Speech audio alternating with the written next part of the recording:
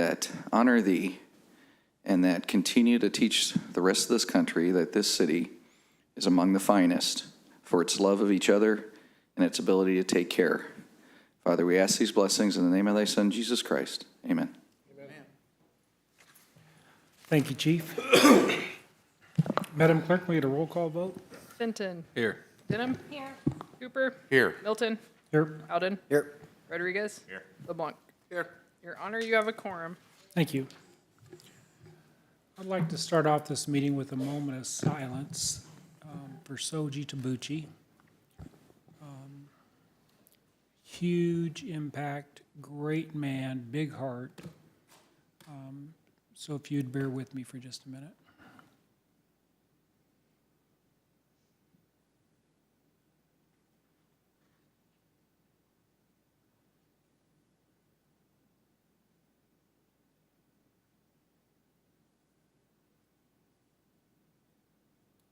Thank you. You're Miss Soji. We have a proclamation to provide, however, our recipient is not here yet, so we will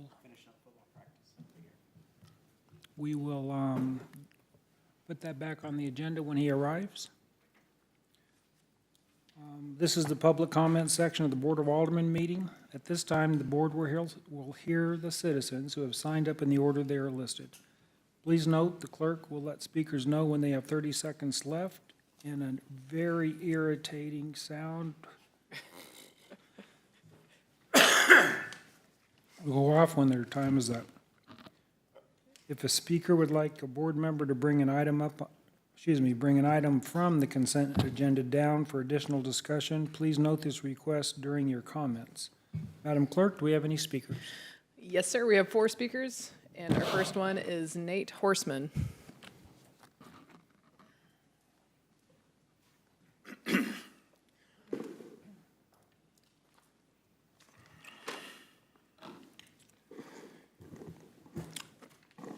Good evening. I'm just here tonight to correct the record from the last meeting. There were some things said about me, and to this board by a member of the Planning and Zoning Committee that were not true. He was also allowed to single me out not once but twice, and from everything that I have read and understand about decorum, speakers from this podium are not allowed to address members of the audience. The mayor has stated this many times himself, yet this person was given free rein to do just that. He opened his comments by stating that he, and I quote, hadn't planned on speaking, but after I saw Mr. Horseman in the audience, I couldn't refuse. Then he went on to state it was said in the last meeting by him that religion was not involved in the Constitution, in the start, I'm paraphrasing, of the Constitution. He couldn't even string a few sentences together to make his point.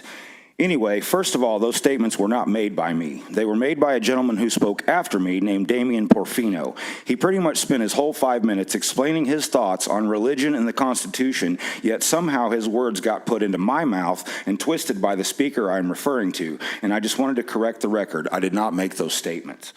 Later on in his comments, after citing a few verses from the Bible, he called me out again. He stated, and I quote, Mr. Horseman upsets me. Why? Because he's the perfect reason why most of us are extremely uncomfortable. Because he's angry, he's irritating, he's uneducated. Read up on the Bible and what we stand for. End quote. I'm the reason why most of you are extremely uncomfortable. I'm not a drag queen, and if my comments make this individual uncomfortable, then that's his problem, not mine or anyone else's.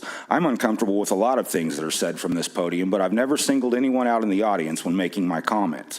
I let it slide the first time, but after the second time, I'd had enough. And then I did get angry and irritated. And when I tried to remind the mayor that speakers from this podium are not allowed to address people in the audience, he threatened to remove me from the room. So I ask, is there no decorum in this room anymore, or is there only selective decorum? I apologize for my outburst from the audience, but again, I'd had enough, and I can hope you understand why. This guy doesn't like me. I get it. Last year, he sent the sheriff's office to my work because someone apparently plowed through his yard and ran over all of his Trump signs or whatever he has in his yard. And when the sheriff showed up, he told them it was probably that Nate Horseman guy. And the next thing you know, I have the law at my place of business questioning me over something that I did not or would never do. It was quickly determined that the car that did the damage to his property was not even close to the kind of car that I drive, but that still doesn't change the fact that he targeted me simply because he doesn't like me or what I have to say. Now remember, I said the sheriff showed up, not the Branson Police Department. So this obviously indicates to me that he is not even a City of Branson resident. I looked it up. His address is out of the city limits and not even in Taney County. He lives in Stone County. So how is he even allowed to serve on the Planning and Zoning Committee? It is my understanding that one has to reside in the city limits to serve on any board or committee. His Facebook page is also littered with anti-gay, anti-LGBTQ posts and anti-gay hate speech, yet he is allowed to sit on a board that was recently responsible for crafting an ordinance restricting some of these same people and their events to a certain part of town. He had a lot to say at that last meeting and a lot to say about me. Well, now I have some things I would like to say in return. This individual has no moral high ground to stand on. He may have left his past life behind, turned his life around, and found God. Good for him, but that doesn't change the fact that in his past he was arrested for, quote, bilking investors out of hundreds of thousands of dollars, nearly $785,000 from 36 investors to be exact, and later pled guilty to misappropriating $625,000 from his customers and was sentenced on 5 counts to up to 20 years in prison for first-degree theft for creating fictitious insurance policies and stealing people's money. Now fast forward to the present, and somehow this dude, this convicted criminal, is serving on the Planning and Zoning Committee of this city. He also stated that I am uneducated. Well, I'm educated enough to know thou shalt not steal. I'm educated enough to know what the Constitution of the United States means and its importance to the rule of law in this country. I'm also educated enough to know what the separation of church and state means. He targeted me twice, and the mayor did nothing. I believe for the few reasons I stated above and many more, this individual has no business serving this city in any capacity. I also believe that nothing will change and nothing will be done about it. In closing, sometimes I come down here to speak, not because I like to, but because I'm passionate about certain events in my community. I also care about this community and most of the people in it, yet somehow I ended up being the bad guy, and that's fine. Apparently, the truth and facts get under some people's skin, and if I'm taking up space in certain people's heads, then I must be making just a tad bit of difference. Thank you for your time. I'll let you get on with the business of this city now. Please start focusing on the issues that actually matter, and please start enforcing the rules of this council so these personal attacks aren't allowed to be perpetrated on anyone else in the future. Thank you, Nate. Thank you. Madam Clerk? Our next speaker is Michael London.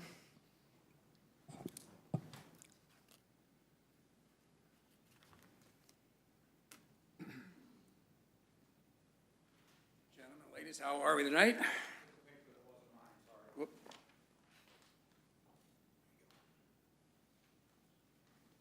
Good evening.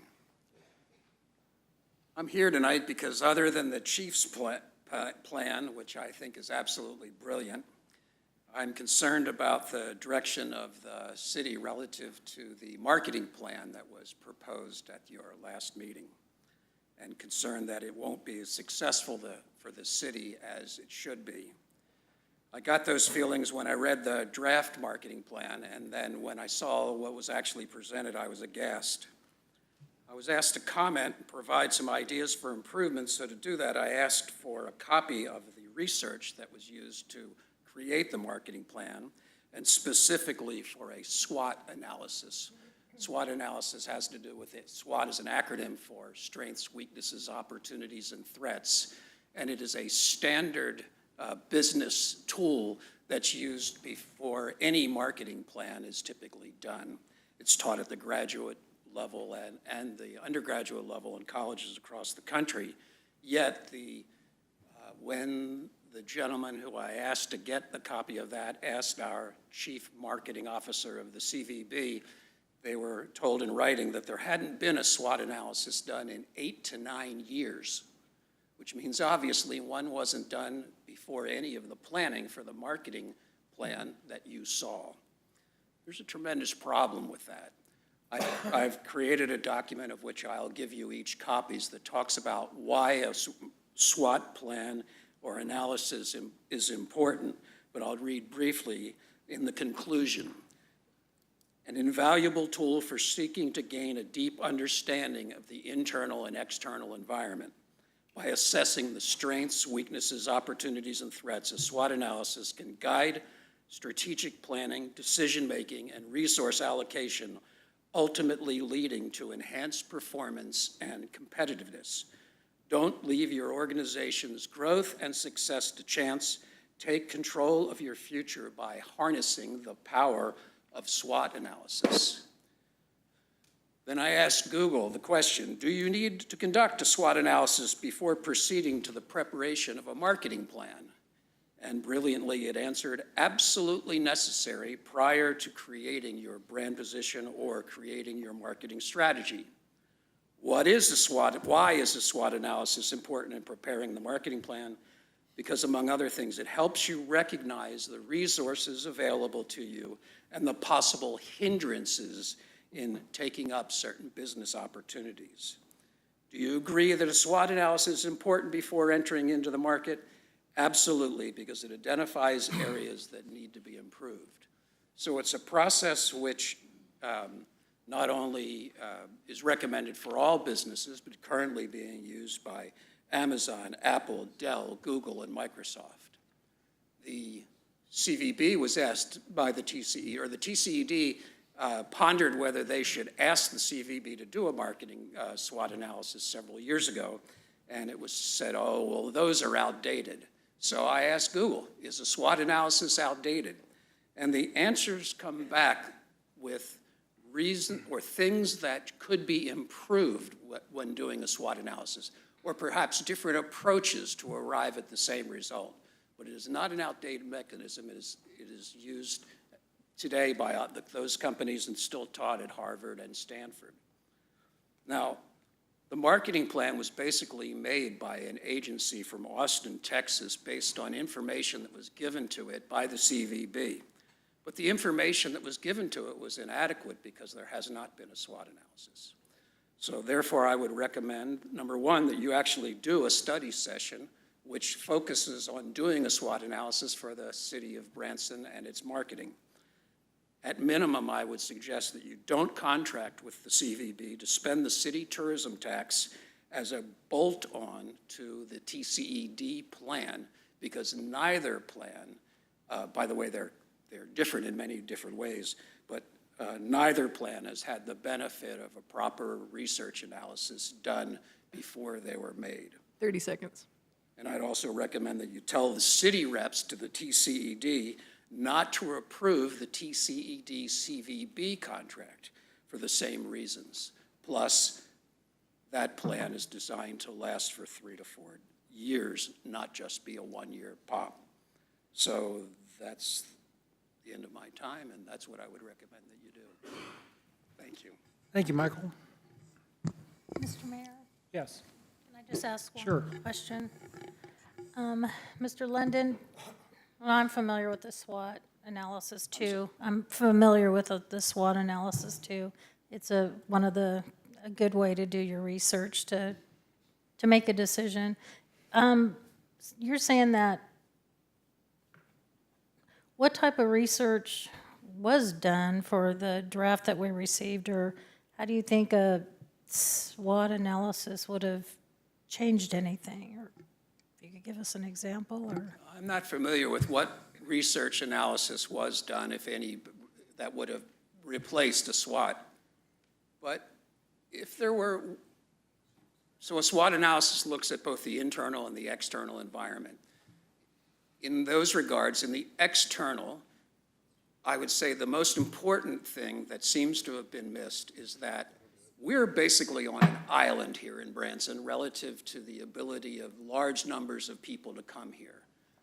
The major population centers that service St. Louis, Kansas City, Tulsa, et cetera, are further away by drive time than allows travel here in less than 3 days.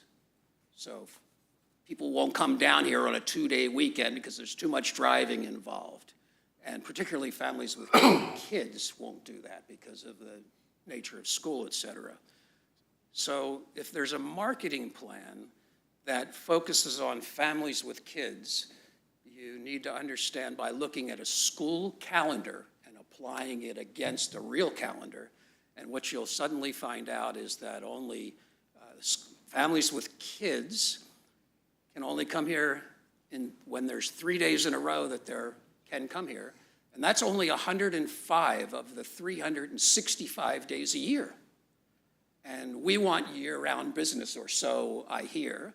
If you want year-round business, you have to determine who's going to come here in those other 260 days.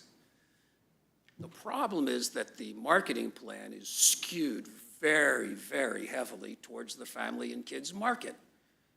Even when it gives lip service to the market that, or to the products that the other groups would be interested in, it doesn't carry it through. It doesn't really recognize it. And so that's what would be an internal thing, an external thing, physical geography, time, limitation of markets. Then that would carry through to realizing that there's basically two different major groups that are coming here, families with kids, and this other group, what product that other group likes, and you would target your market research towards creating a plan that would appeal to them to get the people who can come here those other 200 plus days a year. So that's the external. On the internal, I think the biggest weakness is that the people in control of making the marketing plan obviously have a significant bias towards the families with kids market, to the point to which the marketing plans are made from the perspective of what can we do to have the most amount of money spent towards marketing families with kids, and what do we have to do to appease those who think that other things ought to be done? And so that's what you see, and that's a tremendous difficulty. You would, in a SWOT analysis, you would recognize that as a fact. You would see how it comes to play. One of the major ways it came to play was in the Ozark Mountain Christmas, where the proponents wanted to have the start date on all of the advertising and the end date. Well, the start date's November the 1st, and the opponents to Ozark Mountain Christmas didn't want the start date. Reason why is because they wanted to market the lakes until as far as they can. Even today on the website, which has been greatly improved, it has fall events, and Ozark Mountain Christmas isn't listed. Even though Ozark Mountain Christmas is a fall event, starts November 1st. It's because there's a bias, and the bias is towards a certain group who have a certain product, the only one that the town needs to survive. Excuse me, Michael. I appreciate your response, and I know you have good points. We will shortly have a study session with the CVB to discuss the marketing plan. And I would strongly encourage you to attend.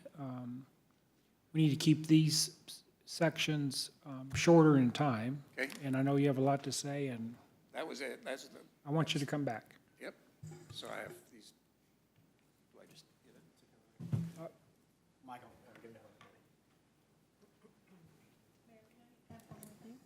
Not to address Mr. Sure. London directly, but just for the audience, the CVB has made some recent changes after some conversations that I had with the marketing folks from the CVB, and Ozark Mountain Christmas is on the website. So I don't know, maybe it's been a little while since people have seen it, but they did respond pretty quickly to that request, and they put a lot more visual of our live shows, which we're so proud of here in Branson. So I think they've done a really good job now of like putting Christmas much more front and center on the website. Thank you. Thank you.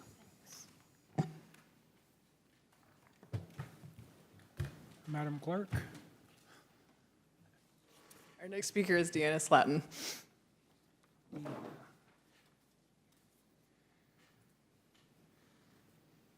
Hi, everybody. Something was brought to my attention today, and so I just kind of want to go across and let you know what I've found out.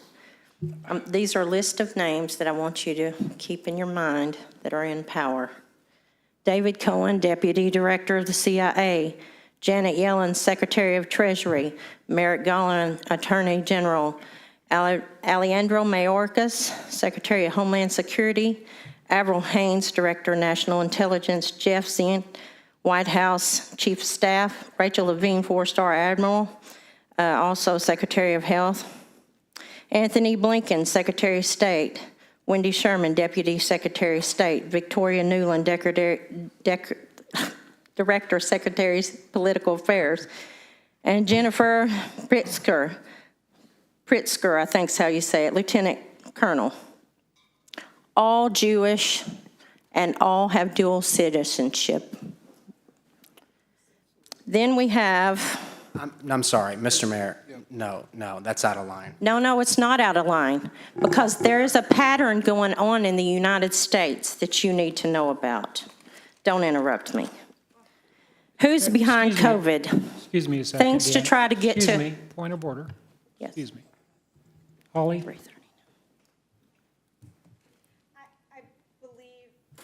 in your microphone, Holly, please. I believe the concern is that the statements are lending towards a racist. It's not racist at all to tell who Deanna, are I in ask you- positions of power. Excuse me, Deanna. It's not. Excuse me, I'm listening to Okay. Holly.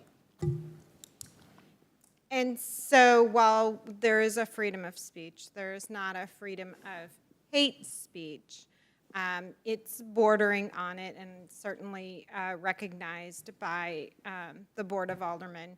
And you also have an obligation to respect the decorum of this entity. That has to be balanced with the freedom of speech. So as long as she stays on the correct side, I don't believe you can censor it. Okay. Okay. Now, who's behind COVID? CDC, Rachel Walensky, Director for Center of Disease Control. CDC, Deputy Director Ann Schultz. CDC Sheriff Berger, Chief of Staff. CDC Mitchell Wolf, Chief Medical Office. And CDC Jeff Rezink, I think is how you pronounce it, Director of Washington. All also Jewish people. These are behind COVID stuff. COVID Caesar is Jeff Zintz. COVID Senior Advisor, Andy Schlaps. Rachel Levine, again, Head of Pfizer, Albert Boroba, I think is how you pronounce it. Pfizer's Chief Scientist, Michael Dolston.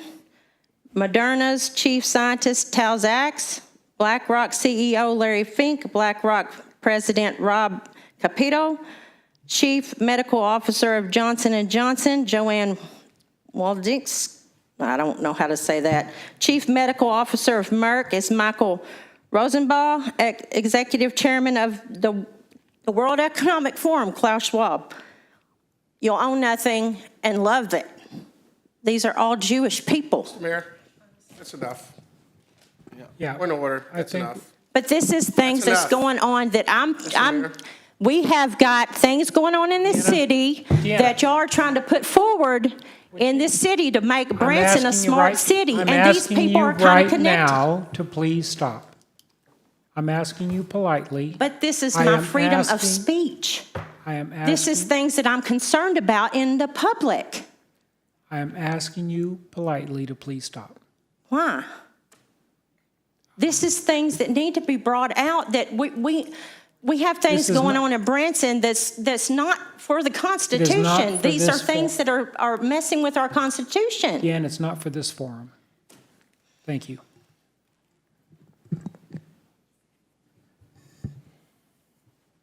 Madam Clerk? Your Honor, our final speaker is Gary Groman.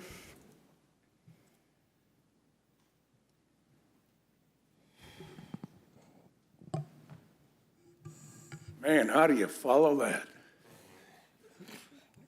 And further bad news, I forgot my notes, so we're going to kind of wing it tonight.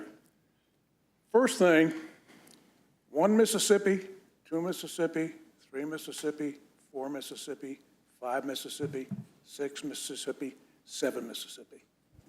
That's how much time those officers involved in that incident on February 28th had to analyze the situation. And it's even worse than that, because in analyzing the final action they were going to take, they had 2 seconds while they were struggling with the suspect. And the reason I point that out is I was working on an article this week on that situation, and I went over that tape a number of times, And it's just amazing to me the magnificent way they reacted. From the beginning, from the approach, from the analysis, from going back, from getting the backup, and the way it was actually handled. They were actually struggling with a suspect while they had to recognize what was happening and make the decision to do what they did. It was sad the way it ended up, but quite frankly, in my opinion, it would have been a lot sadder if it was one of our officers that got wounded. In the military, millions go in, and very few get recognized. They're all doing their job, and we have a police force that I think is magnificent. Everybody does their job. But every now and then, along the way, they do their job in such an exceptional way. And for what it's worth, I think those officers did an exceptional job at that place at that time.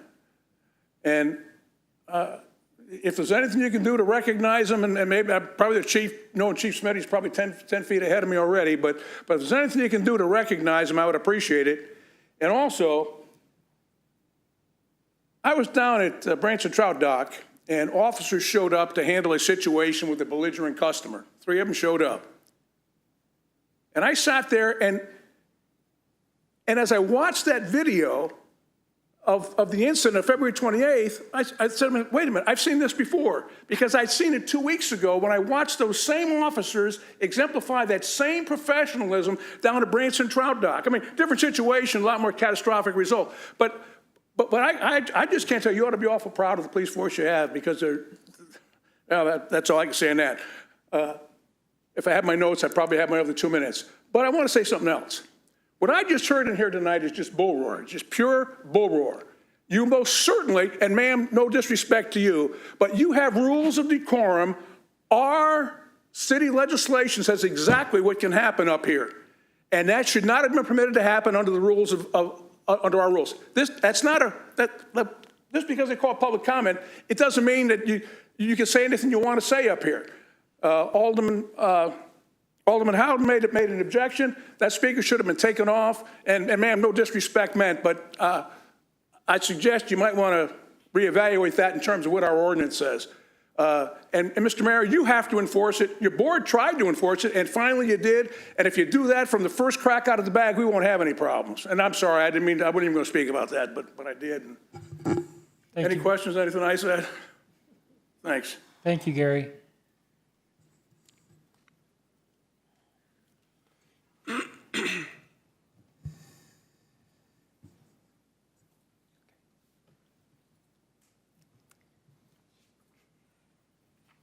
There are no more speakers.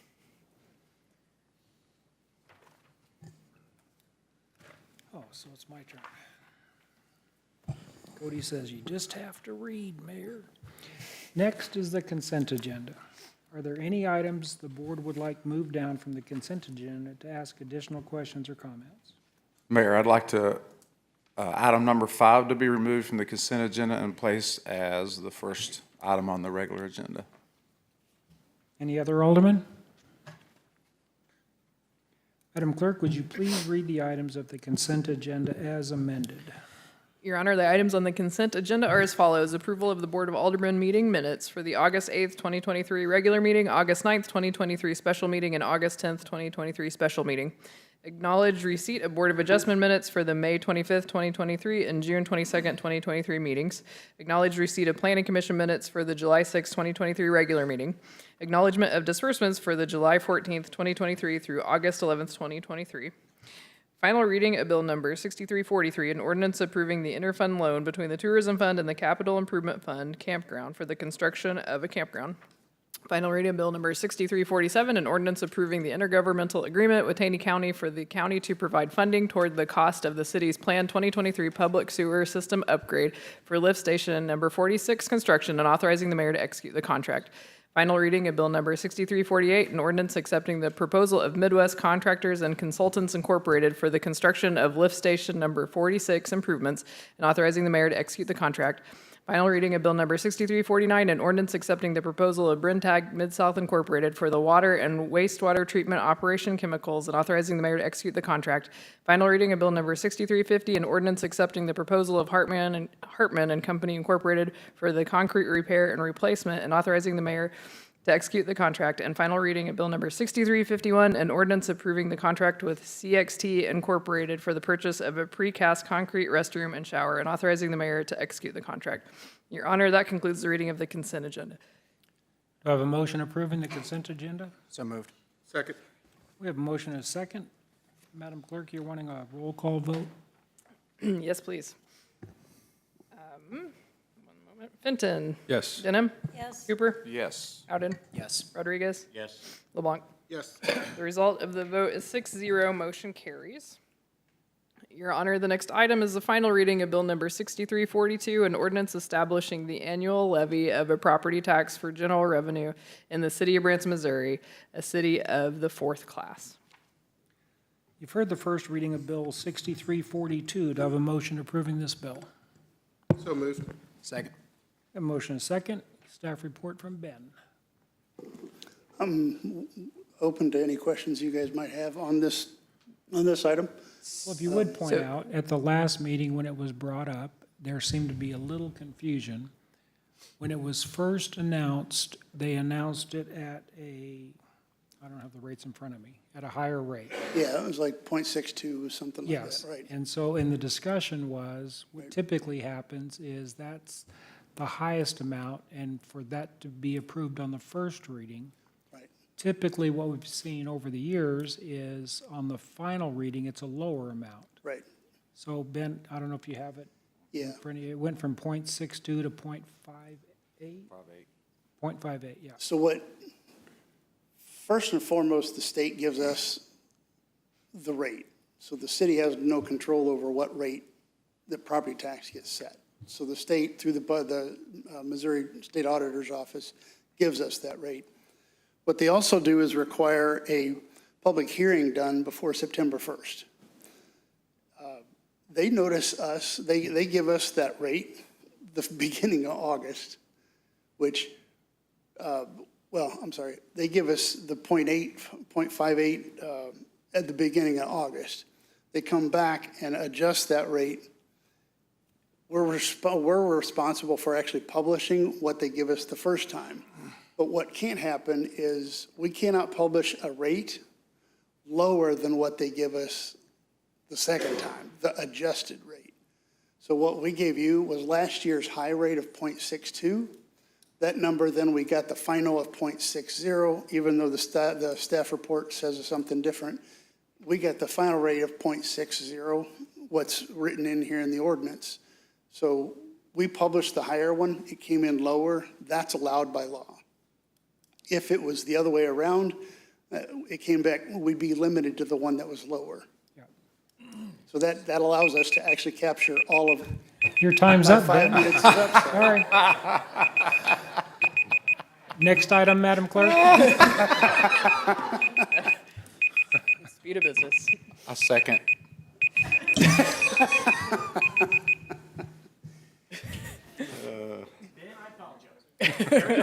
Where's our fire chief? He should be running in here with a helmet and an axe. Right. So,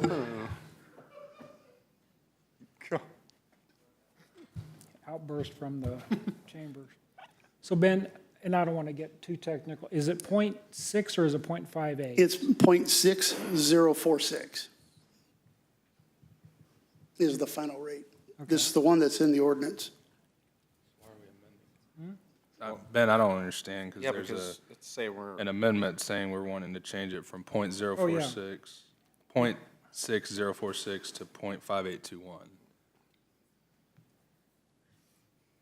The ordinance has the 0.6046. So, yes, because that was what it was on the first reading, so we are amending it to be the lower amount tonight. That's why we pulled it off of the consent agenda. Okay, gotcha. Yeah, So we're it's amending it to 0.52. 0.5821. Okay. So it's the lower of the two, right? Yeah. So is there anybody in the audience wishing to speak to this? 5 minutes limit. Any members of the board? Mayor, I move to amend Bill number 6342 as follows. In Section 2, change the levy amount from .6046 to .5821. Second? Second. We have a motion and a second. Are there any aldermen wishing to speak to this amendment? Madam Clerk, roll call vote, please. Fenton. Yes. Denham. Yes. Cooper. Yes. Howden. Yes. Rodriguez. Yes. LeBlanc. Yes. The result of the vote is 6-0, motion carries. So is there anyone in the audience wishing to speak to this amended bill, On the bill as amended, yep. on the bill as amended? Any aldermen?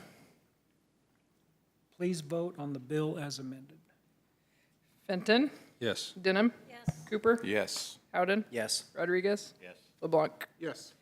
The result of the vote is 6-0, motion carries. Your Honor, this is the first reading of Bill number 6354, an ordinance to amend PD 2005-007, known as the Branson Hills Plan Development for the property located at 297 Buchanan Road, Branson, Missouri. You've heard the first reading of Bill 6354. Do I have a motion approving this bill? Second. A motion and a second. Staff report from Mark. Hello, Mark. Good evening, Your Honor, and lady and gentlemen of the board. Thank you for having me.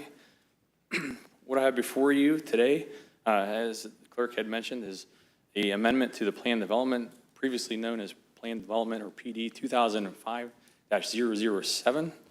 This is located at 297 Buchanan Road in Branson. The applicant for this particular plan development amendment is Todd Chandler of Great River Engineering, who is doing this work on behalf of Plaster Grandchildren Investments, LLC. And just to note, Mr. Chandler is not actually able to attend this particular hearing today, and he has a prepared statement. So opposed to me providing the staff report, he asked me if I would be able to provide a statement on his behalf. Sure. This applicant's request is to amend that said plan development.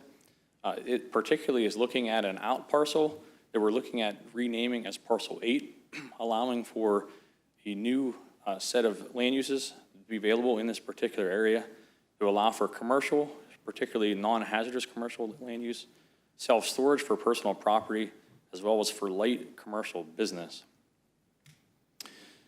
If you take a look at the zoning for this particular property and the surrounding vicinity of this particular area, if you can see on the exhibit on the right-hand side of the slide, it's highlighted in a red color. This is the only particular area of the plan development that we're looking at for Branson Hills. The size is not any larger than that.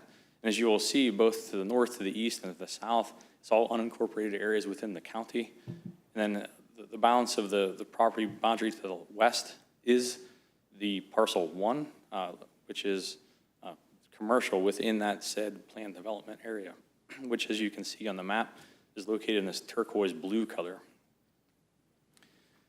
If you look at the master plan within the Branson Hills land use regulations, you can see the master plan that is within the particular plan development.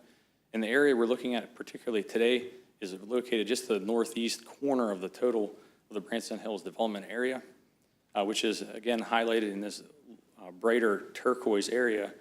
But one thing that to pay particular attention to, if you see the area, the red arrow to the bottom hand of the slide, it points to what is located as Parcel 7, which indicates it is to be an out parcel. And specifically, if you look at the language within the plan development, it indicates that those are to be determined at a later date. To be clear, the balance of the turquoise area, which as you can see, the majority of those turquoise areas are the southwestern portion of the Branson Hills area. None of those are to change with this particular amendment. It is only the area which is the red arrow to the top corner of the exhibit. So essentially what it would do is change Parcel 7, and which is again pointed to allowing for this amendment to take place. This has already gone through the City Planning and Zoning Commission. This has gone out by a public hearing on August the 1st and is now before you. This postcard had to go before people within 185 feet within the said property, which we had heard no public testimony to that particular item at the meeting. The location of this property, as I mentioned, is to the northernmost area of within the city limits, which you can see highlighted in the red area. This is located just off of Buchanan Road, which if you're on 65, you actually cannot see this property from the highway. Just to give you some general proximity to where this area is, there is a gas company, which you can see just immediately to the east of this particular property. It gives you some general location. The property just to the north on the other side of the road is actually the county's transfer station, to give you some general idea of where we're looking at. And then here's some oblique imagery of this particular site, and as you can clearly see, it is vacant at the current juncture, as you can see it both from the northern and the southern angles. And as I just had highlighted, this is a vacant property, but as with anything we consider, we look at all the utilities and other public improvements that are within this general vicinity. Again, this is just an exhibit showing that the existing land use is vacant. And when we're looking at the current zoning, it is PD, or planned development. This is many different planned developments within the city, but again, this particular one is the Branson Hills planned development, which you can see is also to the west. The proposed is actually still going to remain as planned development, is only amending the land uses within the planned development, which I will highlight in just a moment. So essentially what we're proposing today is to take the existing language within the planned development and amending it to allow parcel 7 to be called out, to allow the darkened blue area, which the arrow is pointing at in the exhibit map to the left-hand side, to be now named as parcel 8. So again, the balance of parcel 7, the turquoise area to the southwest, will still remain the same, allowing for parcel 8 to add the language which is highlighted, and on parcel 8 for business-warehouse. And the 3 land uses that are proposed are commercial non-hazardous, self-storage for personal property, as well as light commercial business. So again, just to re-highlight, this will then keep the zoning for the entirety of the Branson Hills development as planned development. It is only amending the land uses within that particular planned development.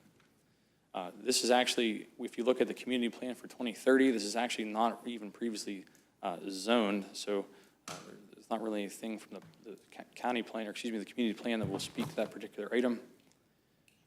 With all things said, the staff have reviewed this and is actually recommending approval for this particular amendment to the plan development.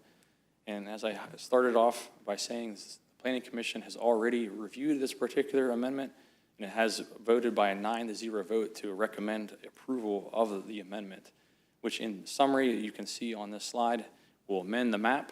It would take a portion of parcel 7 and create a new parcel 8, which is in that darker blue area, adding that parcel 8 to the dark blue area in the legend, as well as amending and adding parcel 8 to the land uses available within the totality of the planned development. That's all I have for you today. So Mark, this use wasn't in the original Branson Hills PD, correct? It went through planning and zoning, and they approved it 9-0. Yes, sir. Nobody talked in opposition. No. And staff's recommending approval. Correct. Does there anybody in the audience have any questions or comments on this? Any members of the board? Hearing none. All in favor, say aye. Aye. Cody, did you say aye? Aye. Opposed, same sign. Ayes have it. Thank you, Cody. Your Honor, Thank you, Mark. Your Honor, this is the first reading of Bill number 6355, an ordinance approving the contract with Stone Ridge Flooring for flooring removal and installation, and authorizing the mayor to execute the contract. You've heard the first reading of Bill 6355. Do I have a motion approving this bill? Second. We have a motion and a second. We'll get a staff report from Cindy. Hi, Cindy. Mr. Mayor, members of the board, we solicited bids for replacement installation of flooring at the City Hall. 3 qualified bids were received on July 25th to replace carpet and LVT tile in some of the offices, including planning and development, finance, engineering, and the city clerk's department. So this is kind of the second phase. We did the hallway, if you remember, a couple years ago, and then last year we did the IT departments and the HR and admin. So we're just kind of chipping away at replacing some of our old carpet and flooring. So the bids are below. Stone Ridge Flooring was the low bidder at $69,250. There's two other bids for Underfoot and Justice Carpeting. I think you can see that in your packet. The low bidder was Stone Ridge, and staff recommends approval of a contract with Stone Ridge not to exceed $69,250. The bids met city specifications and were planned for as part of the 2023 budget. Staff recommends approval of the bill, and I'd be happy to answer any questions. I think that was very clear. Anybody in the audience have any questions? Members of the board? Hearing none, let's vote. All in favor, say aye. Aye. Pick that up, Mayor. Thank you. All opposed, you haven't heard any opposition yet. Any opposed votes? Okay, ayes have it. Thank you, Cindy. Thank you. Cindy, you must be a pretty busy lady with all the things you're doing. Your Honor, this is the first reading of Bill Number 6356, an ordinance accepting the proposal of Rio Grande Pacific Technology Incorporated for wayside horn system at Long Street and Branson Landing Boulevard Railroad crossing and authorizing the mayor to execute the contract. You've heard the first reading of Bill 6356. Do I have a motion approving this? So moved. Second. We have a motion and a second. Staff report from Michael. Thank you, Mr. Mayor, members of the board. Staff was advised by railroad personnel that the wayside automatic railroad horn system at Long Street intersection needs to be replaced. Replacement parts are no longer available and the original vendor is no longer in business. The railroad only allows certain contractors to work on the railroad crossings as they provide us contact information for the Rio Grande Pacific Technology Incorporated. A quote has been received from Rio Tech in the amount of $52,925 for a replacement system. A budget amendment for the transportation operating budget was approved in February in the amount of $51,630. The remaining $1,295 is available in transportation operating budget for the purchase and installation. This will allow us to start phase 1 of 3 of the replacement. And the benefits of this system are that the wayside horn systems keep it a little bit quieter down by the campgrounds and down by the landing. So the people that are at the intersection are the ones actually hearing it versus a true train horn and an engineer making a decision of how long to blow that horn. So we love your support in that, and we look forward to bringing them back if we get support today for the other two, but this will give us replacement parts, and looking it up, it's roughly 15 years old, so it's probably about time to replace. It's like an Atari or a Nintendo. There you go. Michael, so the reason the city is paying for this horn is it's lower volume. If the city did not pay to put this horn in, then the engineers driving the train are at their discretion how long they blow it, and it's really loud. So the city is able to set the volume of the wayside horns rather than the railroad. The city sets the wayside horn within the federal requirements of the listening area. So while you're in your car, you'll be able to hear it, but most likely, sound waves aren't blowing out. And you said the first of 3, are we replacing other way horn? Yeah, in the future years, so we'll get parts Okay. at a time. So we'll start with Long Street, we'll move straight down the landing year after year, as it makes sense. But right now, this gives us a inventory of parts to work with where we don't have an inventory of parts to work with. So if it did fail, we would be in big trouble. Michael, did you say that this was in the 23 budget? It was, and it was short $1,295, which is in the transportation operating budget that we can cover it. Nope, if it's short, it's short. Well, Okay. Anybody in the audience wishing to speak to this matter? Any aldermen? Hearing none, all in favor, say aye. Aye. Opposed, same sign. Ayes have it. thank you. Thank you, Michael. Your Honor, this is the first reading of Bill Number 6357, an ordinance correcting the not-to-exceed amount in Ordinance Number 2023-0087 to clarify and accept the proposal of Flynn Drilling Company Incorporated for the repair of Meadows Water Treatment Plant Intake Lake Pump Number 4, and authorizing the mayor to execute the documents related thereto. Hello, Oh, Holly Dodge again. You've heard the first reading of bill number 6357. Do I have a motion approving this bill? Second. We have a motion and a second. And we'll get a staff report from Kendall. Holly's Kendall tonight. Apologies. There was an error in this, and we had a double reading at the last Board of Aldermen's meeting on August 8th. We are asking for a double reading on this tonight. The error was that we wrote in the approval not to exceed $60,194, and the actual contract that was attached was $61,698.85. And we need to have it not to exceed that amount because the contract actually exceeds what was previously approved. A lesson in clear, Math. not math, but in confirming what contract says and ordinance says. Got it. Sounds pretty simple. Anybody in the audience wishing to speak to this matter? Any board members? Hearing none, all in favor say aye. Aye. Opposed, same sign. Ayes have it. Your Honor, I We move. have to get the result of the vote is, Oh, I'm sorry, 6-0, motion carries. See, I was waiting, but she wasn't happening.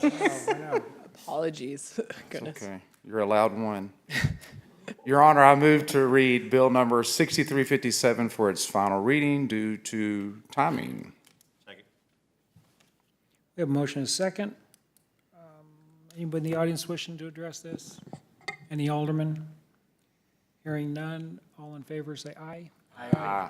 Opposed, same sign. Ayes have it. The result of the vote is 6-0, motion carries. So, Madam Clerk, would you please provide the introduction to this item? Your Honor, this is a final reading of Bill number 6357, an ordinance correcting the not-to-exceed amount in ordinance number 2023-0087 to clarify and accept the proposal of Flynn Drilling Company Incorporated for the repair of Meadows Water Treatment Plant Intake Lake Pump Number 4, and authorizing the mayor to execute the documents related thereto. So you've heard the final reading of Bill 6357. Do I have a motion approving this bill? Second. I have a motion and a second. Anybody in the audience wishing to speak? Any aldermen? Oh, Madam Clerk wants a roll call vote on this one. Fenton. Yes. Denham. Yes. Cooper. Yes. Howden. Yes. Rodriguez. Yes. LeBlanc.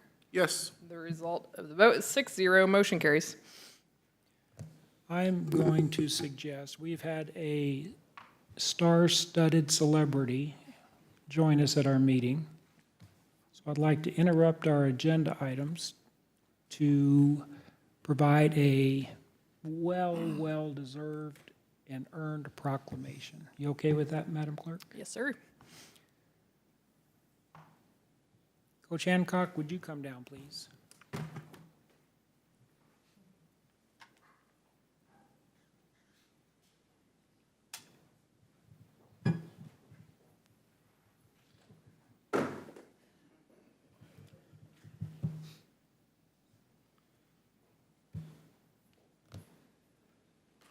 Coach Hancock has been in our community forever. Forever. Coach Hancock has been an extremely successful football coach for our Branson Pirates for many, many years. More importantly, years ago when I had the opportunity to spend some time with Steve, not only is he a good coach, actually he's a great coach, his character that he has inside of him that I have personally seen him distill in our high school kids. He taught them life's lessons when the kids thought they were being taught how to play football.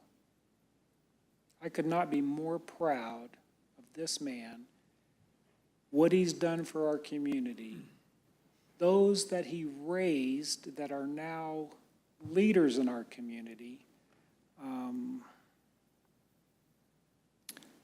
It's just, it touches my heart what he did. So I will read this proclamation. Whereas Coach Steve Hancock led the Branson Pirates at the helm of the football program for 28 years, posting a tremendous record of 198 to 108, including 12 playoff appearances and 2 state final runs. And whereas Coach Hancock left an indelible mark on the lives of the many young men he coached and coaches that stood beside him, including longtime defensive coordinator Ron Martin. And whereas the Branson Pirate brand grew to be a force to be reckoned with in Southern Missouri football under Coach Hancock and became something the entire community could be proud of. Whereas Steve Hancock has been inducted into the Missouri Football Coaches Hall of Fame, the Missouri Sports Hall of Fame, and awarded the inaugural, you know what it is? Pete Adkins Power of Influence Award, as well as the Branson Chamber of Commerce Ambassador Award. Now therefore, I, Larry Milton, proudly proclaim August 25th, 2023 as Coach Steve Hancock Day.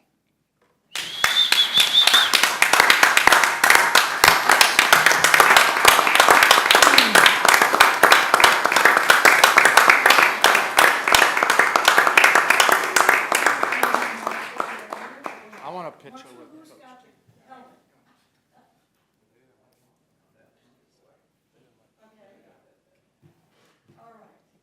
Guys, don't be shy, come a little forward so you're not awkward. All right. Jason. You keep moving. Hang on.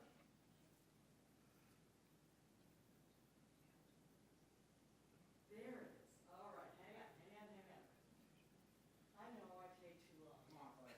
All right, one more. I'm waiting for it. You. There, I got it.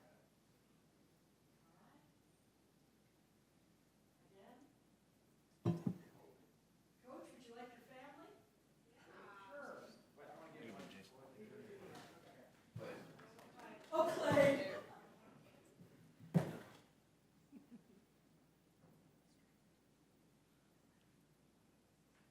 All right, you guys come forward, and let's put his family with him. Sorry, guys, but this is really important. Clay, you coming in? No, I'll let the family do it. Okay. Coach, wow. All right, come on, you guys. Marshall, stay in the picture there. Kids, you want to be fun in front? Okay. All right, that's perfect. And can we say yay? Yay! How about arms up in the air? Yay! Pirates.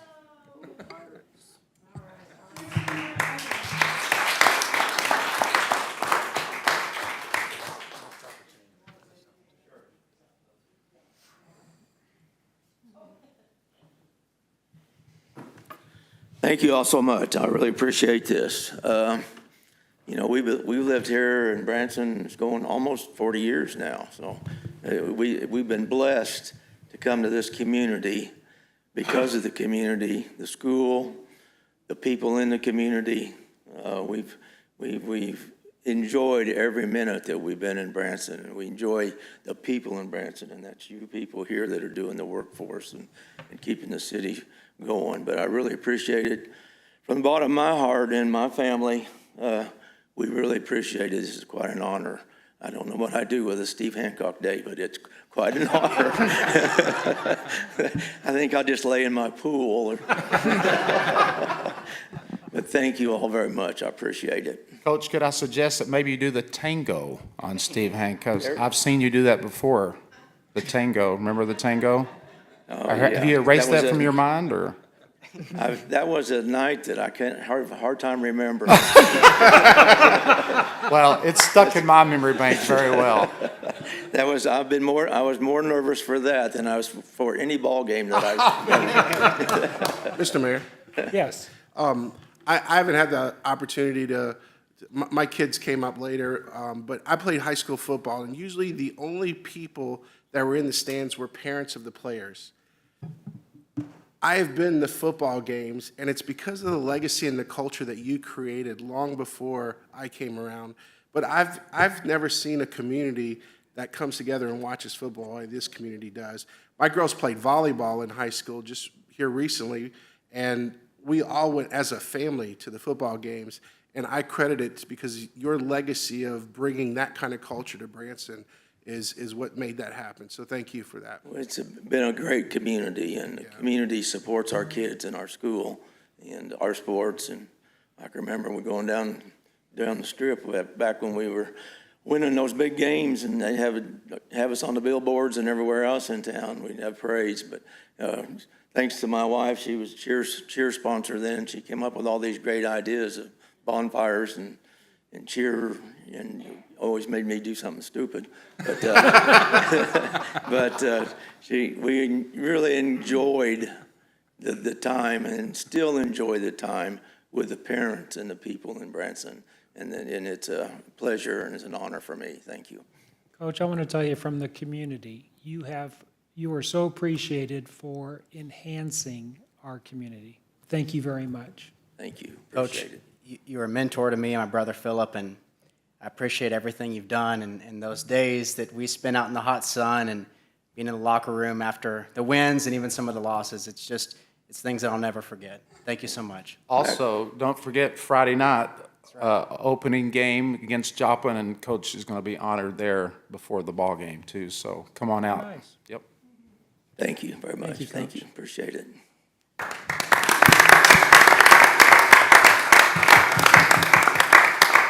And Coach and Lane and everybody, we have a packed agenda. You guys can feel free to take off. Appreciate y'all so much. Yeah.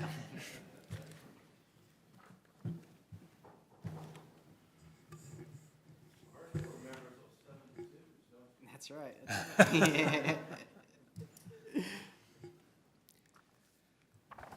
Okay. Oh, man. Are we on item 16? Yes, sir. Your Honor, this is the first reading of Bill Number 6358, an ordinance correcting the not-to-exceed amount in ordinance number 2023-008 to clarify and accept the proposal of Flynn Drilling Company Incorporated for the purchase of a groundwater well pump assembly for City Well Number 10 and authorizing the mayor to execute the documents related thereto. Are we doing another one of these, Holly? How do you feel about that?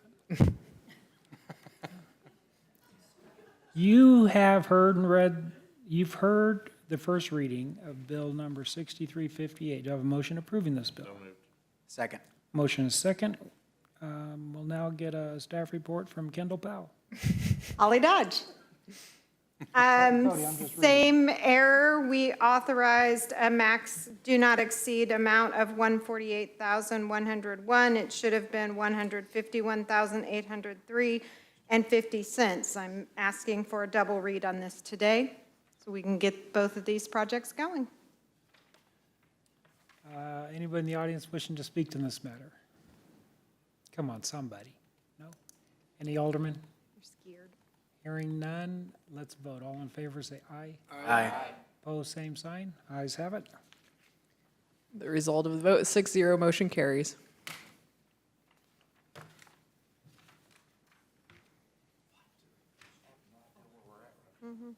We're there again?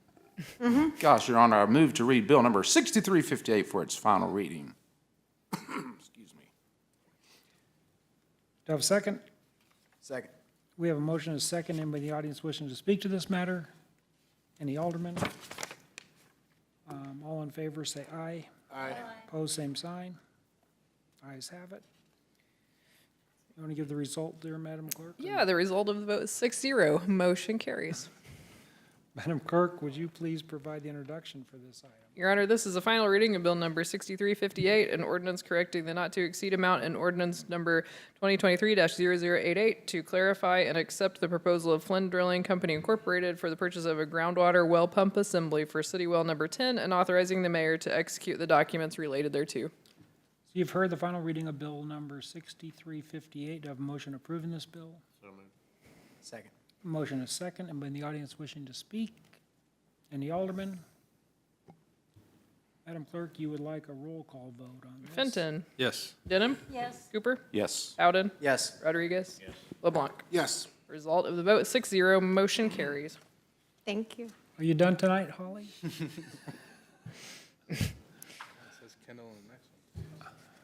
Your Honor, this is the first reading of bill number 6359, an ordinance approving the contract with EJ Equipment Incorporated for the purchase of a sewer camera TV inspection system and authorizing the mayor to execute the contract.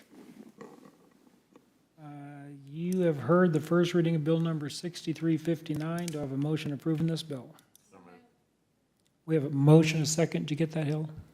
I got the motion. I did not get the second. Marshall? There you go. We'll get a staff report. Oh, there's Kendall. Good evening. The Utilities Department is seeking approval of a contract with EJ Equipment, Inc. in the amount not to exceed $255,586.98. This sewer camera system is our robotic camera that we use to inspect the interior of sewer mains pipes within the sewer system of Branson. It's been a vital piece of equipment for us over the last 10 years, and the current unit that we have has been in a repair shop the last 3 years in a row. It's a high-tech piece of equipment, and it's reaching its life expectancy. So we're seeking the approval to purchase a new one. Is that in your 23 budget, Kendall? It is, yes. It's within our 23 budget. We originally budgeted $200,000 for the camera system. However, the software and cloud-based system that we're moving to help align with the IT department's direction also increased the cost. So we're prioritizing some of our capital projects. We have some money that was budgeted within our 146 account, which goes towards these capital projects that we're able to move around to cover for the additional costs. So we're staying within budget. Great, thank you. Anyone in the audience wishing to speak to this? Come on, it's a sewer cam. Any alderman? To eliminate any aldermen from running their hand up the sewer pipe or something? Yeah. Any other comments from the alderman? Let's vote. All in favor, say aye. Aye. Opposed, same sign. Ayes have it. The result of the vote, 6-0, motion carries. Your Honor, this is the first reading of bill number 6360, an ordinance approving the contract with CARB USA Incorporated for the purchase of activated carbon used in the city's wastewater treatment plants and authorizing the mayor to execute the contract. You've heard the first reading of bill 6360. Do I have a motion approving this bill? Second. We have a motion and a second. We'll get a staff report from Kendall. So this is activated carbon that we use in our odor control towers for our city's wastewater treatment systems. Funds were budgeted for this item in the 2023 operating budget, and staff recommends approval for a contract with CARB USA Inc. in an amount not to exceed $59,751.60. I will say Ben sat up in his chair. Yeah, there you go. Anybody in the audience wishing to speak to this? Any alderman? Hearing none, all in favor say aye. Aye. Opposed, same sign. The result of the vote is 5-0. Let the record reflect that Alderman Cooper was absent for this vote. Thank you. Thank you. Thank you, Kendall.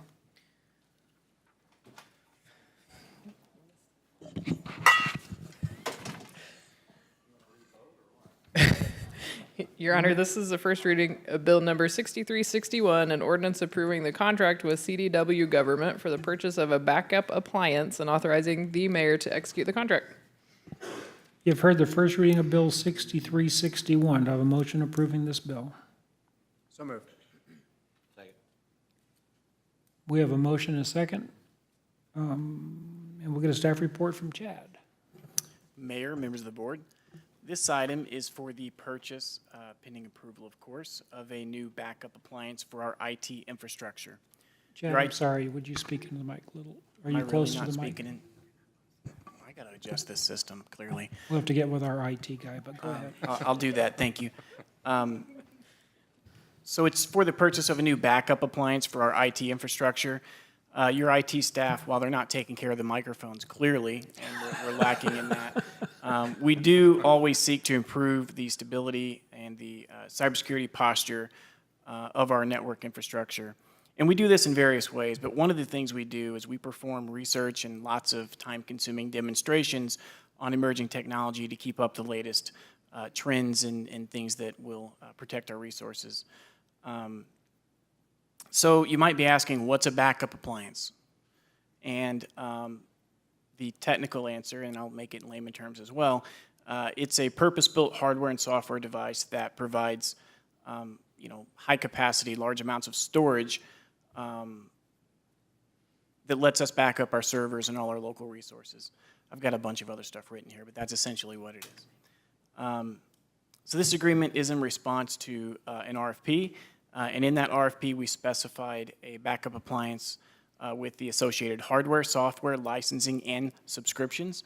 The bid specified several configuration options, which allowed staff the flexibility to procure a solution that best met our goals, objectives, and our budget. The option that we selected includes enterprise-class licensing with 5 years of premium hardware support and maintenance. It also includes advanced feature sets such as threat hunting, sensitive data monitoring, and ransomware investigation. It also links up to our cloud platforms such as Microsoft 365 and replicates it, so our data is geographically diverse in terms of where we store it in the event something should happen here in Branson. Staff recommends award of this contract to CDWG as the lowest and best bidder for a rubric branded backup appliance. The total not to exceed cost of the 5-year solution with the options described is $173,657.73. Funds are included in the 2023 capital budget appropriations. Staff recommends approval, and I'm happy to answer any questions you may have. Thank you, Chad. Anybody in the audience wishing to address this? Any aldermen? Hearing none, all in favor say aye. Aye. I said it, aye. Opposed, same sign. The result of the vote is 6-0, motion carries. Thank you. Thank you, Chad. Your Honor, the next item is a resolution of the Board of Aldermen of the City of Branson, Missouri, setting forth the facts and reasons for the necessity to amend and increase the city's annual budget for fiscal year 2023. Have a motion adopting this resolution. Second. Motion is second. Get a staff report from Ted Martin. Mayor, members of the board, in the instance of moving at the speed of business, will be the staff report for the next 2 items, if we can. Go, Ted. Yeah. The fire department's requesting a budget amendment of $30,000 to cover the cost of increases of 2 vehicles, a Ford Explorer Interceptor that will replace an older operations vehicle. And as you mentioned earlier, the Ford 550 tow vehicle, that's not a tow truck, Michael, for the fire engine. That is a vehicle, general service vehicle to pull our structural collapse trailer, the fire safety house, the hazmat trailer. All of our trailers require the bigger truck to pull. So it's for a general service F-150 truck. That cost increase with the 2 newer vehicles and the upfit, based on when we did budget projections, are substantially higher to the tune of $30,000. Staff recommends the approval, and I'd be happy to answer any questions. And Ben said it was fine, by the way, in the budget. I embarrassed myself earlier, and I asked the chief, I said, why do we need to buy a tow truck? We've got tow truck companies. He says, no, Mayor. Anybody in the audience wishing to speak to this matter? Any aldermen? Hearing none, let's vote. All in favor say aye. Aye. Opposed, same sign. Registering? Thank you. Ayes have it. Thank The you, result Ted. of the vote is 6-0, motion carries. I'm gonna keep it. I'm keeping it right here. Your Honor, You guys hear me? the next item is the first reading of Bill Number 6362, an ordinance amending the adopted 2023 budget for the City of Branson to adjust monies for additional expenses in the Fire Department Internal Service Fund for an increase in the fire department capital projects to account for the fire department tow vehicle and division chief of operations vehicle. Fire department tow Another vehicle. tow truck. Yeah, another tow truck. You have heard the first reading of bill number 6362. Do I have a motion approving this bill? Second. We have a motion and a second. Staff report from Ted. Same report. Same questions from the audience. Same questions from the aldermen. All in favor, say aye. Aye. Aye. Opposed, same sign. Ayes have it. Result of the vote, 6-0, motion carries. Ted, thank you very much. Your Honor, the next item is a resolution of the Board of Aldermen of the City of Branson, Missouri, setting forth the facts and reasons for the necessity to amend and increase the city's annual budget for fiscal year 2023 for additional expenses in the Public Safety Police Fund. Do I have a motion adopting this resolution? Second. Motion is second. We'll have a staff report from Chief Schmidt. Your Honor, members of the board, thank you. If you remember, earlier in the year, we asked you to vote on a resolution for the Thorpe Creek shooting range. They are up and running and doing business, and so we are ready to move forward with the contract. This puts the funds there that we need. We were hoping to use some leftover funds last year, but they weren't far enough along in construction, so we returned those to the reserves, and that's why we're asking for these funds this year, is so that we can fund our 10-year agreement with them, which will give us many more options for firearms training. And as you know, it goes with my long-term and short-term plans of getting us to a schedule that allows regular in-service training and improved training, so we will be able to do so more frequently. Staff recommends approval. Anybody in the audience wishing to speak to this? Any members of the board? Let's vote. All in favor, say aye. Aye. Opposed, same sign. What, do you have something, Ruth? Oh, no, no. Ayes have it. Result of those 6-0, motion carries. Your Honor, the next item is the first reading of Bill number 6363, an ordinance amending the adopted 2023 budget for the City of Branson to adjust monies for additional expenses in the Public Safety Police Fund for an agreement with Thorpe Creek LLC, a shooting range. You've heard the first reading of Bill 6363. Do I have a motion approving this bill? So move. Second. We have a motion in 2 seconds. Anybody in the audience wishing to speak to this? Should we get a report from? It's basically the same report. Same report. So same questions, Alderman, same comments. Let's vote. All in favor, say aye. Aye. Opposed, same sign. The result of the vote is 6-0, motion carries. Your Honor, the next item is a resolution of the Board of Aldermen of the City of Branson, Missouri, setting forth the facts and reasons for the necessity to amend and increase the city's annual budget for fiscal year 2023 for additional expenses in the Public Safety Fund. I have a motion adopting this resolution. Second. We have a motion and a second. I'll get a staff report from Chief. Thank you, Mayor and Board of Aldermen. First of all, we're very proud that we're not asking for a tow truck. And second of all, this also, you'll remember this from history. We had discussed how we had paid for the academy training for our new hires. Originally came out of the general fund. With COVID, it switched back over to the police fund, which kind of conflicted with that ordinance we passed in 2017. So this is basically writing that and transferring that money that we needed for our academy expenses this year back to the police from the general fund so that we can dedicate those other funds to our training. So again, this goes in keeping with the original intent of that ordinance and gets us in a much better spot for training this year.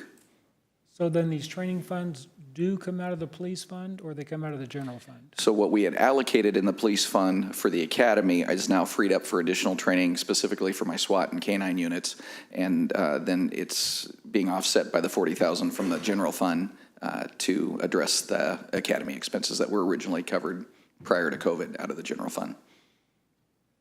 Okay. And we recommend approval. Anybody in the audience wishing to speak to this? Absolutely. Come up to the mic, please.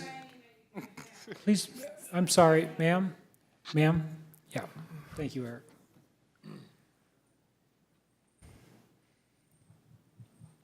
I feel like our policemen need more than just how to shoot a gun. They need to learn how to handle people. They need more training on respecting the citizens so the citizens will respect them. The communication between them and some of the people is very, very bad. And they need more training than just shooting a gun. Thank you very much. Ma'am, could you? And just for the record, she'll need your name, please. Thank you. That's okay. Gabriella Chrisman. I live in Branson. Thank you, Gabriel. Appreciate that. Good evening, Ron Inch, 300 Glory Road.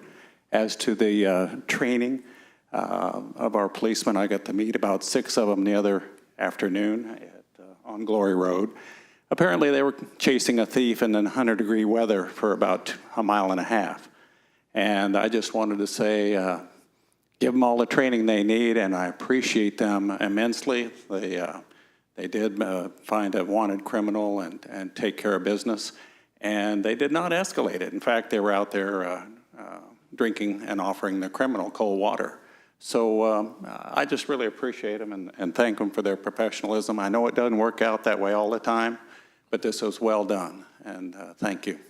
Thank you so much for sharing that. And Chief, excuse me.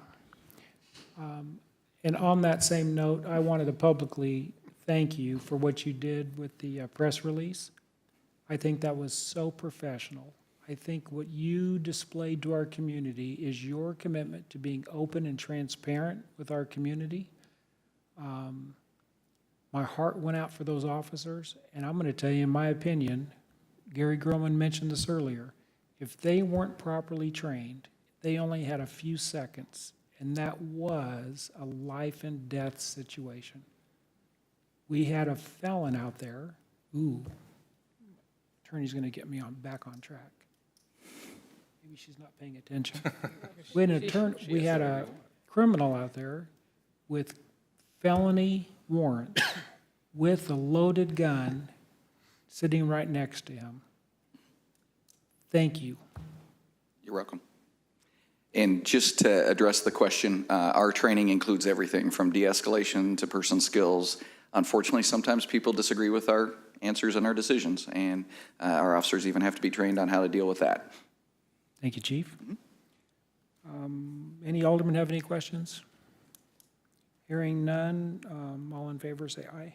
Aye. Opposed, same sign. Ayes have it. The result of the vote is 6-0, motion carries. Thank you.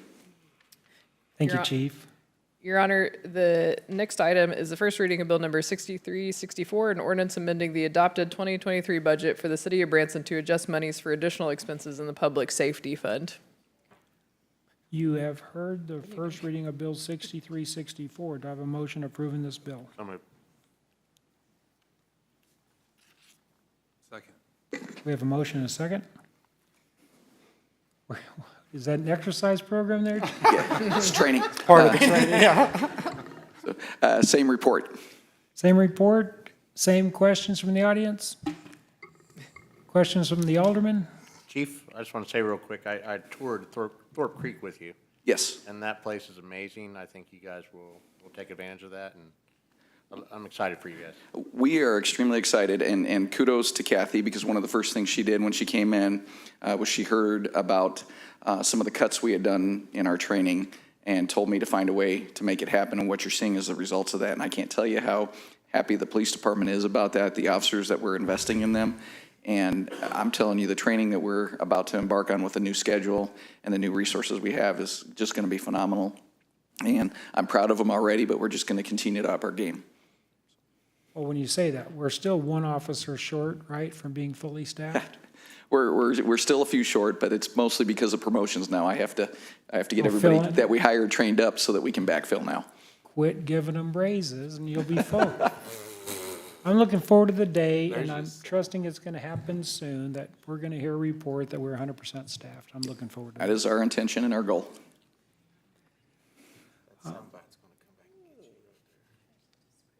It's okay. Alderman, have any questions, comments? Let's vote. All in favor, say aye. Aye. Opposed, same sign. Let's see if she counts me. The result of the vote is 6-0, motion carries. Thank you. Thanks, Chief. Your Honor, the next item is the canceling and rescheduling of 2023 Board of Aldermen meetings for September 12th, 2023 study session and regular meeting to be rescheduled to September 14th, 2023, and the cancellation of the December 26th, 2023 study session and regular meeting. Do I have a motion approving the rescheduling and cancellations? So moved. Second. We have a motion and a second, and we'll get a staff report from Hill. Yes, so this is just our annual housekeeping item for canceling and rescheduling the meetings. Staff is proposing that the September 12th meeting be rescheduled to Thursday, September 14th, due to the MML conference that's being held during the 12th regularly scheduled meeting, and also canceling the last meeting of the year due to the holidays. So that motion is before you, and happy to answer any questions. Hillary, can we amend this and add more dates? Sure, yeah, absolutely. He's asking, he's asking because the aldermen get paid per meeting, That's true, yeah. and that doesn't seem very Christmassy to take away a meeting around Christmas and deduct their pay. I'm just saying. That's true. I didn't think that through, yeah. Should we have to, who has to approve that? City administrator can approve that? Yes. She's not listening. She's over here. Okay, do I have a motion? We got the motion? Yes. Is that right? Anybody in the audience wishing to speak to this? Any aldermen? All in favor, say aye. Aye. Opposed, same sign. The result of the vote, 6-0, motion carries. Madam Clerk, will you please provide an introduction to this next item? Yes, so this is a certification of election results by Stephanie Spencer, Taney County Clerk. The following is the official certificate of election results for the special election held in Taney County, Missouri on August 8th, 2023 upon the following. City of Branson, question 1, shall the City of Branson, Missouri impose a sales tax of 3% on all retail sales of adult use marijuana sold in the City of Branson, Missouri to go to the general fund and to be used for public safety? Yes votes were 1,230. No votes were 366. This was certified on the 11th day of August by Stephanie Spencer, and we just wanted to read that into the record. The results will be attached to these minutes as well. That's it. That's it. So we're at the reports section of our meeting. Alderman Fenton, any words of wisdom? Well, I don't do this often, but I just want to say thank you to the mayor for keeping us on track tonight and getting us out of here early, and send a warning to the aldermen down the line here that, we got a real opportunity to get out of here tonight, so keep it brief. I'm kidding. Congrats to Coach Hancock. That was pretty cool. That was neat to see that, and I know my brother played for him, and I know he's been an important figure for a lot of people over the years, so very cool. And then also, I didn't personally know Shoji, but I don't think you can live here for very long and not realize the impact he had on our community. And so, my thoughts are with his family, and it truly was a loss for our community. So that's all I got, Mayor. Thank you. Alderman Denham? Well, Marshall, you're a tough act to follow, going to all the shows. So what I've decided to do is go to the kiddie places and take my grandkids. So, Branson's just fun. It has something for everybody. So we went to Amazing Pets, and I had so much fun watching kids stare at these animals and say, my dog doesn't do that. And then we went to WonderWorks yesterday, and it's a blast. There's a lot for kids to do. So I'm going to just be going to the kiddie places with my grandkids and showing off Branson. Ambassador to the kiddie places, I like it. Alderman Cooper? That's a good title. Yeah. I just want to piggyback on what Cody said about Shoji. I moved here in '86, and I remember the first time I ever went to his show and was just amazed. Actually, I pulled up a YouTube clip from his 1993 show, and it had his opening number, which was like a 5.5-minute opening number, and it was unbelievable how advanced he was. He and Dorothy and Christina, 30-something members, and the technology at that point, and the costumes, and the thought, and the creativity. And back in 93, when I watched that, I was just like, man, you know, you don't think about it. I'd encourage anybody to pull that up on YouTube and think, man, that was, what, 30 years ago or something? And it was like, wow. But he was a great entertainer, the ultimate gentleman. Just when his theater caught fire, I called him up and said, hey, you want to come do some shows with us? He's like, sure. Well, he said, yes, Cray. He called me Cray. He couldn't say Clay very well. I teased him about that, but he said, yes, Cray. So he comes over and he does a few years with us, and it was just really something to have him there. And I interviewed him on my radio show about a year back, and I mean, this guy lived he had an American dream, and he came to America and he lived the ultimate American dream. And let me just tell you, I know a lot of patriots, and I've never met anybody that loved being American and was more proud of the United States of America than that guy. He was the proudest American that I've ever met, and he talked about it often, how proud he was to be an American and to be here and to live the American dream. So it is a great loss for the community, and we will miss him dearly. Also, one other thing, I ran into a guy at I was checking my son into school last week, or a couple of days ago, and a friend of mine, we were talking about the storms, when the storms came a week or two ago, and I was in Orlando at that time, so I didn't experience, but I guess a lot of citizens were out of power for 2 or 3 days maybe. And he said, hey, I just got to tell you a cool story. He said, you know, we lost our power. We sat there for multiple hours, and it started getting really hot in the house, so we were like, let's go to a hotel. So he said, we got on the Strip, and we just pulled into the Grand Victorian and told him that we were out power, and it was really hot in the house, and we have a couple of kids. And he said, do you have any rooms? He said, yes, we do. He said, but they rented, how much is the room? She said, well, we're not going to, it's $1. So they charged, they said, we can't, you know, just give it to you, but we're just going to charge you $1 because we hate that you're going through that tough time. And evidently they did that to multiple families at the Grand Victorian. I just thought that's a pretty cool story, that in a time of need that they stepped up and rented out rooms for $1 to help these people that didn't have any power. So kudos to the Grand Victorian for doing, that's a great gesture, and I just thought I wanted to acknowledge that. So that's all. Thank you for sharing that, Clay. Alderman Howden.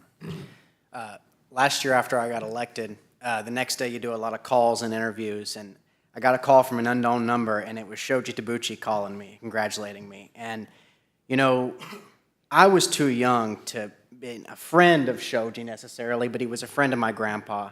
And the fact that he continued that friendship towards me just meant the world to me. So I'll miss him for sure. A couple things. One is a little more serious and one's a little more ceremonial. I don't know if this involves a study session or what, but you know, I've been really watching the news lately, and these wildfires have been happening in, you know, across Canada and Hawaii. And boy, I look out my window and I see all these woods, you know, and I know that, Ted, you've got a plan for that. I trust you. I wonder if at some point we discuss that as a board and as a community, what would happen if we faced something like that, because I think it's a real threat and something we need to be aware of. So that's my first thing. My second thing, and y'all can shoot me down or whatever, just want to throw it out there. I believe me and my wife took a trip this weekend to Herman, Missouri, which is this old German village up near Columbia.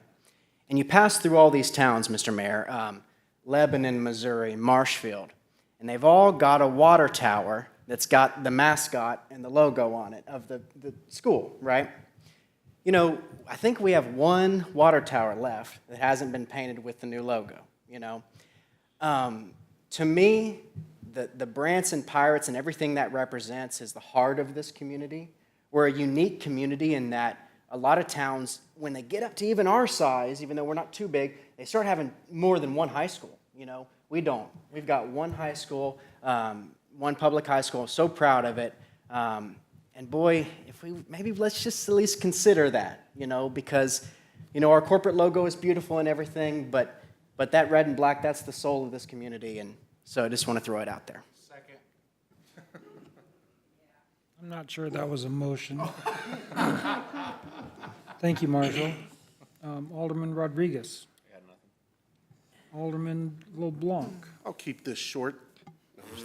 I don't believe it. No, I just want Thank you, everyone Alderman to, I just want to be very clear in my stance on the Constitution and freedom of speech and freedom of religion.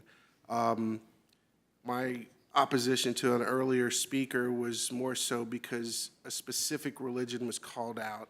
I think that could have been more tactfully done in her explanation. That's neither here nor there. But I just want to be clear from my perspective is I stand here, I don't want anyone to be disrespected. Not old ladies, not kids, not us as aldermen, not any of you as staff of this community. Like, everyone should be respected. And we just, you know, maybe there's a little coaching moment in there that can be had for people that may know her. I would encourage that. But make no mistake, that opposition wasn't particularly about her as much as it was. I didn't want any person to feel disrespected. And it was just a poignant call out on a specific religion that really hit me in my heart because I have lots of friends that are Jewish and a lot of great people that I know that are. And so that was my reason for opposing that. So with that being said, staff, you guys are still continuing to hit grand slams. The community's recognizing it, and it's just great to be part of this. So thank you all.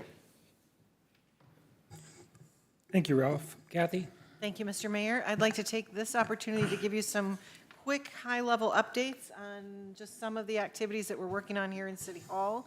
One is we are on track with our 2024 budgeting process. We've spent a lot of hours already making sure we've got a budget that reflects your goals and your values, and of course, keen fiscal responsibility and investments in capital projects for building a better, brighter future for Branson. Utilities, you'll be happy to know that we've issued the notice to proceed for the contractor working on Hiawatha Heights. It's been a long time coming, but we finally got the green light to get going, and a project kickoff meeting and on-site review took place today. And on Compton Floodwall Project, it's progressing with the electrical undergrounding right now, and we're preparing a grant scope amendment letter to include emergency generators as well, so that's moving along. The White House renovation, we've been collaborating with our architects to define specific requirements now. We're really narrowing down on very, very specific details. We're anticipating the visual representations of the design. We've got a demo review that's scheduled for tomorrow. We've got pre-bid walkthrough scheduled for September 21st, and we're on track for demolition to begin in the very near future. So that'll be very exciting as well. HR, we've made significant progress in our HR department. In fire, we filled 7 out of the 12 open positions for our new fire station. Nice. And I've got really great news to report on the police department in particular. The staff level police officer positions have been filled, which has now created opportunities for openings in the command staff, and we're working anxiously to fill those as well as some dispatch. But make no doubt, this is clearly evidence of a new culture that's allowed us to attract and retain the best and the brightest in the region that want to come to Branson to serve our public, and we are very, very blessed for having them. Turf project, we like to say turf's up. 12 companies have downloaded the bid. 2 different companies are planning site visits to assess the requirements. Our bids are expected to be all turned in by August 25th, so we can start moving forward on determining that.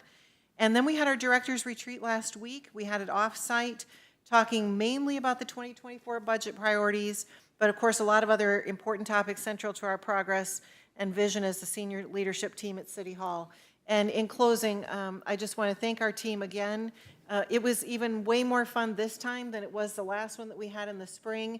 The creative energy in there, the camaraderie, and the family atmosphere, I have never experienced it before in my professional career. We have the best here in Branson, and thank you all for your constant support. We appreciate it deeply. Thank you. Thank you, Kathy.